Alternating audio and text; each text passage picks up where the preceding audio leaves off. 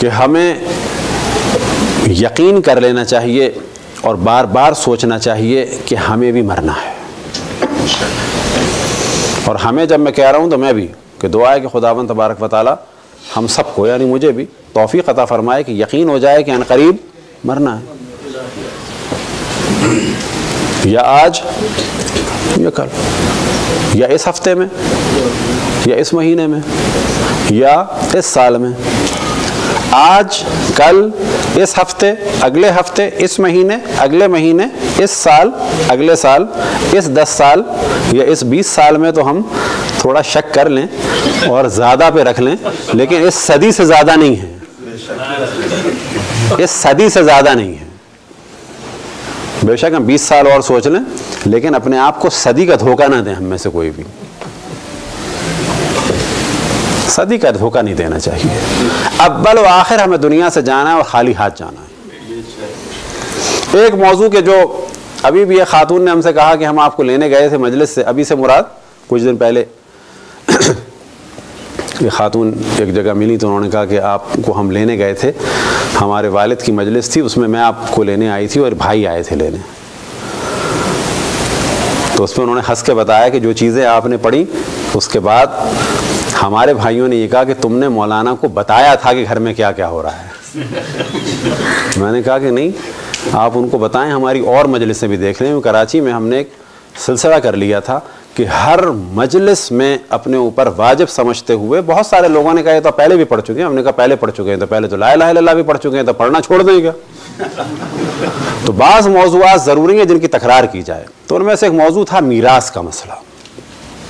तो वो हमेशा बयान करते थे कि याद रखें कि हमारे यहाँ मीरास में इतनी गड़बड़ होती है, अल हफीज़ अलमान, जिसका जोर चलता है वो फिरौनियत दिखाता है।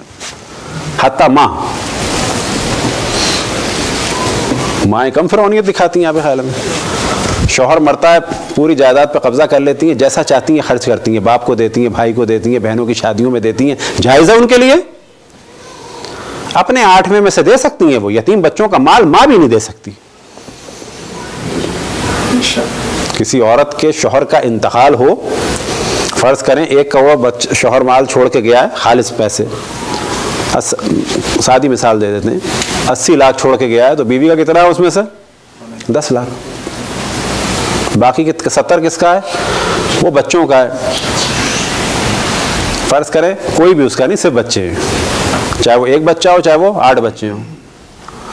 10 लाख से ऊपर खर्च करना हराम है, हत्ता माँ के लिए। ये फ़िक़्ह अहले बैत क्लियर। किसी को पसंद है तो पसंद है, नहीं पसंद जाओ, है यही।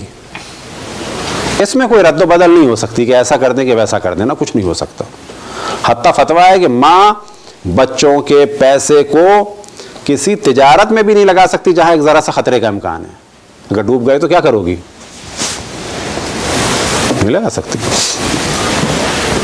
सिर्फ ऐसी जगह जहां पे खतरा ना हो। तो बाज़ दफ़ा माँ करती है, बाज़ दफ़ा क्या करता है? दादा कर लेता है। कहाँ पर? जवान बेटा मरा, सब कुछ हाथ में आ गया, ना बहू को पता ना पोता पोती को पता, वो अपने मस्त हैं। मेरे बेटे का पैसा है, तुम्हारे बेटे का पैसा है, तुम्हारा पैसा तो नहीं है। तुम्हें इजाज़त है उसमें से छठे हिस्से पर हुक्मरानी की, वो तुम्हारा है, बाकी किसका है? बाकी उसकी बीवी का है, तुम्हारी बीवी का है अगर वो है कोई, क्योंकि बेटा तुम्हारा तो नहीं मरा खाली, तुम्हारी बीवी का भी बेटा तुम्हारा है, उन बच्चों का भी है। पता चला जी वो 70 साल का दादा जो है वो जहन्नम खरीद रहा है।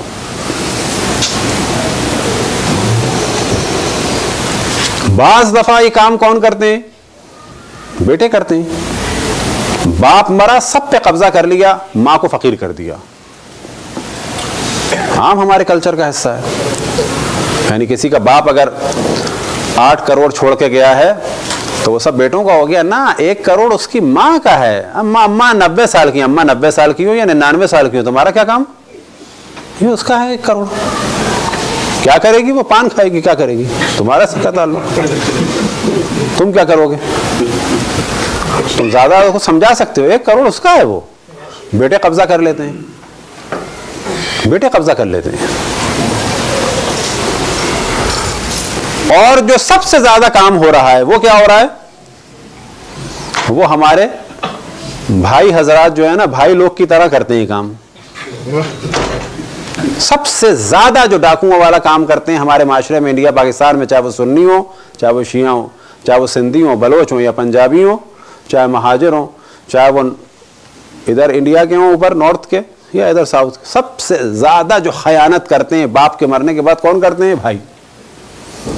पूरे भाई जो है भाई लोग बन के दिखाते हैं पैसे के मामले में। बहनों को जरा सा गले लगा के रोते हैं, 50 लाख की जगह बहन को 5 लाख देते हैं। वो बहन कहती है अल्लाह हमारे भाई कितने अच्छे हैं, वो पता ही नहीं 45 लाख मार के बैठा है। ये हमारे कल्चर का हिस्सा है। ये ज़हन में रखें कि अगर आप में से भी कोई ऐसा है कि जिसका घर इंडिया पाकिस्तान में है और आपके इख्तियार में है और आप जानते हैं, या तो उसको खरीदें। चाबी होने से नहीं होता किसी का। आपको पता है 3 बहनों का है, उनको उनका हिस्सा दें। वो भी जबरदस्ती नहीं दे सकते आप, अगर वो राजी हैं तो। अगर वो कहती हैं हम तो नहीं जाएंगे, हम तो घर में रहेंगे, आप उनको मना नहीं कर सकते, उनके बाप का घर है। अगर वो राजी हैं तो मार्केट वैल्यू पे उनको पैसा दें अपने पास से। और अगर वो ये कह रही हैं कि हमें तो पैसा चाहिए और आपके पास नहीं है, घर बेच दें। ये रोना कि बाप की निशानी, बाप की निशानी, अल्लाह का हुक्म ये हकदार को उसका हक दो। बाप इसी में खुश होगा। बाप को क्या करना है? ईंटों को मैंने बनवाया था, किसने बनवाया था? ये दरवाजे मैंने बढ़ई के बनवाए थे, तो बस ये दरवाजे घर जो है खाली पड़ा रहे और मेरी बेटियां जो हैं वो परेशान रहें। फर्ज करें आप में से कोई जानता है घर बिकेगा तो बहन की बेटी की शादी आराम से होगी, उसको पैसे दें। ये जो बहन परेशान है, बाप खुश नहीं है कतन इससे। बाप खुश हो या ना हो, अल्लाह खुश नहीं है। तो सबसे ज्यादा अहम मसला जो है याद रखें मीरास का है कि हकदार को उसका हक दिया जाए। और हमारे माशरे में बहनों का हक तो ऐसे खाते हैं जैसे कोई मसला ही नहीं है। तो बाज़ दफा हमारी मजालिस से जो सबसे ज्यादा नुकसान होता था, किसको होता था? सदमा होता था वो भाइयों को और उनकी अज़वाज मुताहरात को। मौलवी आके 480 कोठी को जो हमारे हाथ से निकलवा देगा। ये किसने कहा कि बाप के मरने के बाद प्रॉपर्टी बेटों की होती है? किसने कहा? हम लोग हिंदू है, ब्राह्मण है, रजवाड़ा सिस्टम है हमारा, क्या है बिलाखिर? ये कहां से गलत नजरिया आया है कि बाप के मरने के बाद घर किसका होता है? बेटों का। किसने कहा? ये कुरान ने कहा है ना। बाप के मरने के बाद चाहे बिजनेस हो चाहे घर हो, किसका होता है? बाप के वारिसों का। हत्ता वो बिजनेस के जो बाप ने डेवलप किया था और बाप के जमाने में बाप की इजाजत से मैं बैठता था, मेरा नहीं हो गया वो, बल्कि कहा जाएगा उस जमाने में बिजनेस के मालिक की इजाजत से मैं काम कर रहा था और वो मेरी ख्वाहिश के मुताबिक मुझे माल दे रहा था। जितना भी दे वो उसकी मर्जी थी, वो मालिक था उस वक्त। उसने कहा था जितना चाहे खर्च करो। लेकिन बाप की आंख बंद होते ही वो बिजनेस हो या ऑफिस हो या किसी किस्म का लाइसेंस हो, घर हो या कटलरी हो या क्रॉकरी हो या फर्नीचर हो या डेकोरेशन पीसेस हो या हत्ता गमले हो या हत्ता बाप के पुराने कपड़े हो, किसी पर भी 100% हक बेटों का नहीं है। सिर्फ एक चीज पर बड़े बेटे का हक है, वो क्या है? अगर एक अंगूठी, एक कुरान, एक असा, ये ले जाइए। लोग कहते हैं बड़ा भाई, बड़े भाई को सिर्फ ये हक मिलेगा। और एक और हक भी है, बाप की कज़ा, नमाज और रोजे। सलवात पढ़े पर मोहम्मद वाले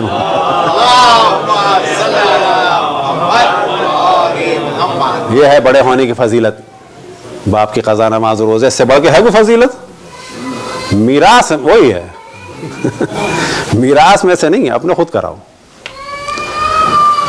तो ये जो नजरियात हैं याद रखें, बिल्कुल अहले बैत से टकरा रहे हैं और ये बयान करना हम पर जरूरी था, जरूरी है। और अल्लाह का शुक्र है कि कराची में इसको हमने इतना बयान किया, कोई नहीं कह सकता कि अब उसको मीरास के बारे में नहीं पता। तो सबसे ज्यादा जो जुल्म है वो बहनों के हक पर होता है। अलबत्ता बहनें कहती हैं बड़े मजलूम हैं। अब तक खवातीन खुश हो रही होंगी, अच्छा थोड़ा खवातीन को भी तंग कर दिया जाए, वो हर्ज नहीं है। यही खवातीन जब भाभी बनती हैं तो पूरा माल मारने के चक्कर में होती हैं। मेरे बाप का इंतकाल हो गया, मेरे भाइयों ने सब कुछ मेरा मार लिया, लेकिन यही खातून नंद का माल मारने में शौहर को उकसारी होती है कि क्या करोगे, छत अपने सर से दे दोगे क्या। कल्चर अगर बनाना है तो सीधे सीधे बनाना होगा। एक औरत मरे तो उसके बाप का माल उसको मिलना है, और जब उसकी नंद का बाप मरे यानी ससुर मरे तो उसको भी उसके बाप का माल मिलना है। ना ये कि नंद का माल मेरे शौहर साहब मार ले और मैं अपने भाई को माल नहीं खाने दूंगी ना। कानून जब बनेगा तो पूरा पूरा बनेगा। और ये वो चीज है कि जो बाज दफा बाज भाई लोगों को जो है बड़ी खली, क्योंकि हमने वाज़े कहा कि कल तक कारखाने में थे तो उसकी इजाजत से थे, आज अगर कारखाने ऑफिस में जाना है तो उनकी इजाजत से जाना होगा कि जो अब मालिक बने बाप के बाद, बाप की मिल्कियत क्या हुई, खत्म हो गई, अब नहीं है वो मालिक, अब तो ये मालिक हैं। अब यहां बहनों को राइट है कि आप कारखाने में दाखिल नहीं हो सकते, आप हमें हिसाब दें, एक मैनेजर हम रखेंगे, माँ कहती है कि एक मैनेजर मैं रखूंगी, बहनें कहती हैं हम तो खुद आगे बैठेंगे या अपनी जानिब से किसी को बिठाएंगे। भाई इनकार नहीं कर सकता, वो नहीं कह सकता कि मेरे बाप का है ना, तुम्हारे बाप का है तो इनके भी बाप का है। ये वो खरा खरा दीन है कि याद रखें कि ये वाला दीन किसी से इतनी जल्दी हजम नहीं होता। ऐसा दीन हजम होता है कि लाखों माल मार लो, एक शीर माल बांट के अल्लाह को राजी कर लो। एक शीर माल से अल्लाह राजी नहीं होता, याद रखें। ना हज व ज़ियारत से राजी होता है, हज व ज़ियारत आपका मामला है। और इस्लाम क्या कहता है कि अगर मीरास मार के हज भी किया है तो जिस होटल में जाके रुके उसका किराया अगर इस माल से दिया है तो उसमें भी ना गुस्ल सही है ना वजू सही है। अब कोई कहे कि ना अपने माल से गया हूं तो उसका भी हुक्म यह है कि अगर किसी की मीरास मारी है तो अपना माल भी इस्तेमाल करना हलाल नहीं है जब तक कि उसको उसका हक ना दे दो। बस अगर फर्ज करें 20 लाख बना था बहन का, 40 लाख बना था हमारा, हमने 20 इधर रखे, 40 में से हज किया है, तो इसका जो हमने हज किया है या इस 40 से जो घर खरीदा है इसके गुस्ल खाने में भी ना गुस्ल हो सकता है, ना वजू हो सकता है, ना घर में नमाज हो सकती है। यह है दीन इस्लाम। और अगर होटल बुक कराया तो उसमें भी गुस्ल वजू नहीं हो सकता। बस मालूम हुआ कि इस्लाम इतना क्लियर है कि 2 रकअत नमाज, एक सादा सा गुस्ल और वजू भी, जो बज़ाहिर लगता है क्या, हम बाज़ दफ़ा सवाल करते थे कराची में, गुस्ल और वजू इंडिविजुअल इबादत हैं या इसका पब्लिक से ताल्लुक़ है। हर आदमी कहता है ना ये तो इंडिविजुअल है, आखिर इंडिविजुअल है, हमें तो जाके नहाना है। लेकिन आपको ताज्जुब होगा, जिस जगह नहाना है वो जगह गस्बी ना हो, जिस बर्तन में पानी है वो बर्तन गस्बी ना हो, जो पानी है वो गस्बी ना हो। बस जहां ये गिर रहा है पानी, अगर इसमें फुफियों का और बहनों का हक मारा है तो हम 50 साल से जो गुस्ल कर रहे थे, ना नमाजें सही हुई ना रोजे सही हुए। हम खाली पानी डाल रहे थे, गुस्ल नहीं हुआ, गुस्ल शराइत के साथ होगा। हम खाली खड़े होके रुकू करते थे, सिजदे में जाते थे, नमाज नहीं हुई। नमाज की शर्त है कि जगह गस्बी ना हो। ये वो जुल्म है कि याद रखें कि हमारे माशरे में आम हो चुका है। इसके अलावा जिसका जहां पे जोर चलता है वो खाता है। इसकी बहुत सारी मिसालें हैं और हर मिसाल से डरना चाहिए जो हमने मिसालें दी। मिसाल के तौर पर एक जगह एक खातून के शौहर का इंतकाल हो गया और वो उनके दूसरे शौहर थे।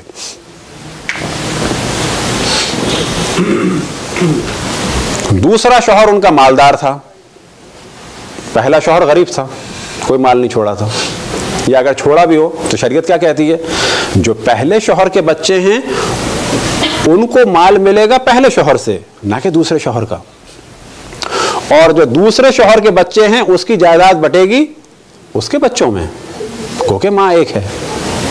मोहतरमा ने क्या कहा, मैं किसी के साथ जुल्म नहीं होने दूंगी, सबको बराबर दूंगी। जायज है, वो अपने हिसाब से सही बात कर रही थी कि मैं अपने बच्चों के साथ जुल्म नहीं होने दूंगी, इन बच्चों के साथ पहले शौहर के, सबको बराबर दूंगी।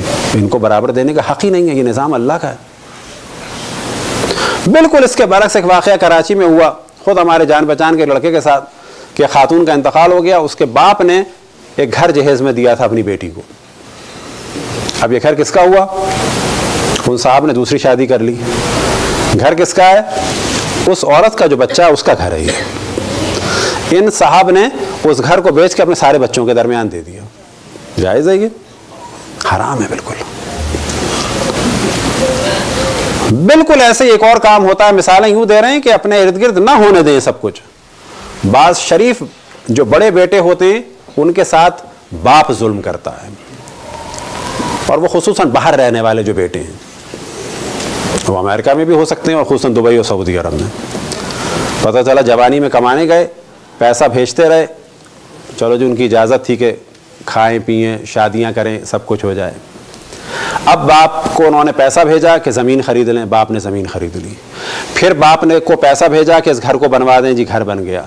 ज़मीन के कागजात बाप के नाम, घर के कागजात बाप के नाम, हर चीज़ के कागजात पानी बिजली गैस बाप के नाम। अब जब बेटा 55-60 साल की एज में इंजाइना के दर्द के बाद वापस आया तो पता चला कि वो घर अब्बा के मरने के बाद सब में डिवाइड हो गया। घर किसका था? इन बहन भाइयों ने कभी सवाल किया कि घर अब्बा का था या भाई का था?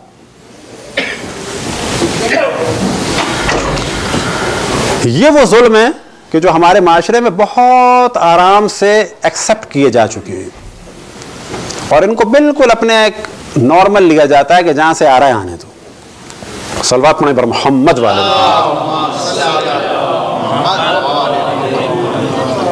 और याद रखें कि जिस शरीयत को बचाया इमाम हुसैन ने वो यही शरीयत है। ये इसका एक हुक्म बयान हुआ है, बाकी और बहुत सारे हुक्म। जिस शरीयत को इमाम हुसैन ने बचाया वो ये शरीयत है। और यही कमाल है इस शरीयत का कि किसी का हक पामाल ना हो। और इस शरीयत को बचाने के लिए इमाम हुसैन ने अपना सब कुछ कुर्बान कर दिया।